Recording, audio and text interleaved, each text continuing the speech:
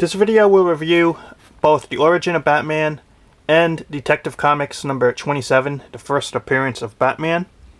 And the first appearance can be found in the Batman Archives Volume 1, and the origin can be found here, as well as the Dark Knight Archives will have the origin story, Volume 1.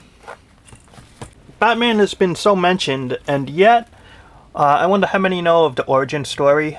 It was only 6 pages, and it was in Detective Comics number 27, May 1939. Even though it was a 64-page book, all the other stories are basically forgotten or had no impact. Other than the cover and the 6-page story, this was that first appearance. A couple of things to notice on the cover here. You could see Batman has a square center belt buckle, and his hands are colored like a midnight blue. Classic cover image. But on this archive, they did some recoloring because they did change the gloves color.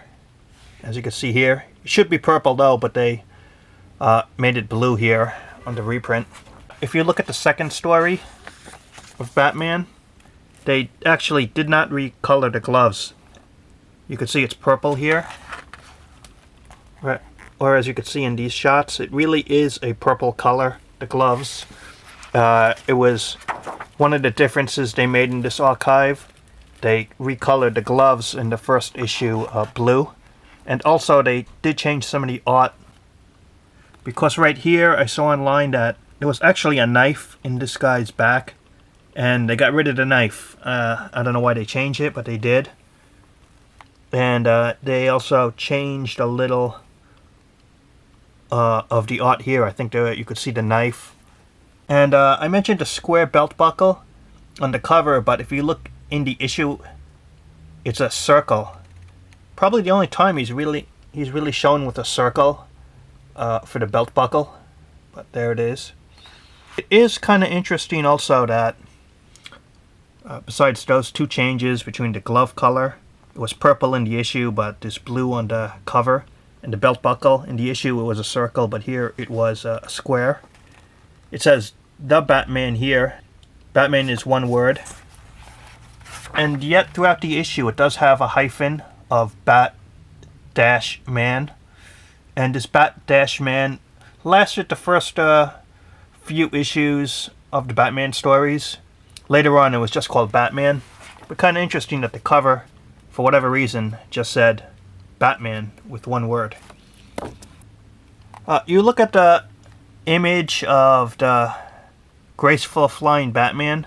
I was reading that it looked a bit too graceful and too polished for Bob Kane to actually be the artist on this cover. So maybe it was Bob Kane, or maybe not. But whoever made the cover, it's a classic image. And one real cool thing is it just shows you who the character is right on the page, and has his name on it. I was reading how this was actually really just a reworking of a Shadow story. I never read that Shadow story, who's a pulp character. But for this 6 pages, it's not an origin story. It's called Batman in the Case of the Chemical Syndicate. Nice silhouette. You could see the moon in the back of Batman here.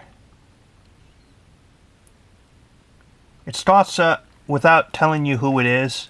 It goes, the Batman, a mysterious and adventurous figure, fighting for righteousness and apprehending the wrongdoer in his lone battle against the evil forces of society. His identity remains unknown. The only 2 lasting characters here are Commissioner Gordon and Bruce Wayne. And basically they're talking about a case and how this chemical king was killed. And that this guy is basically framed for it. The second page, you can see it's just telling you the backstory of what's going on. There's a couple of partners who owned the business, and one of them's killed, and another one. And so other than this image on the first page, on page 3, on the rooftop. You see Batman surprising a couple of criminals. That's the first in-story clear shot of Batman in the issue. Easily handling them, and he takes what they had. He didn't have a Batmobile early on, but he did have just a regular car, and this one was red. Check it out. It's Batman's car. And it looks like he's smiling. This is page 4. Jumping in through the roof, saving the would-be victim. Now check this out. This is page 5. Batman explaining what happened.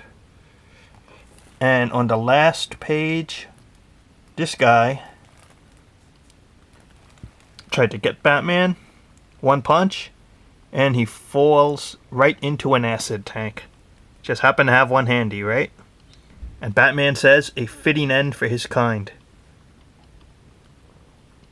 And Commissioner Gordon, telling him about the story, and Bruce Wayne calls it a fairy tale. Commissioner, indeed.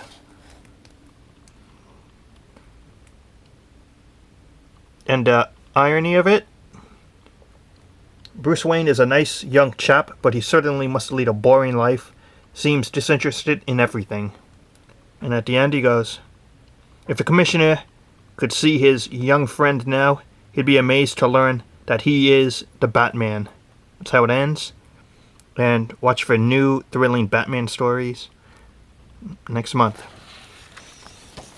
So that's it. 6-page story of the first appearance of Batman.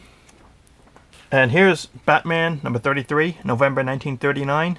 This was the 2-page origin story of Batman, one of the most famous origins in comic books. Check this out. On the cover, he has a holster on his right side. Interesting. It says here, Batman wars against the dirigible of doom. On this 2-page origin story, it is unfortunate this first panel. You could see right here Batman looking, and that main story was just a forgettable Batman story. Just really not a good one.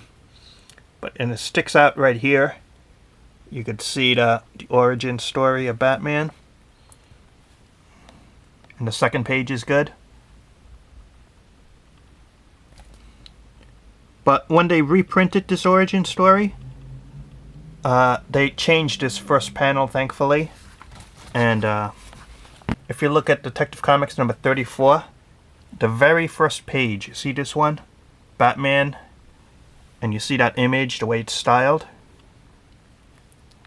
Well, what they did, they took this image and they replaced it over here on reprints. I'll show you. You look at the Dark Knight Archives, Volume 1. This is the cover. This is the other Batman book. On the very first issue here of Batman and Robin. See this? They put that Batman panel from the other issue. It goes to Legend of the Batman. And then they told the rest of the story right here exactly the same.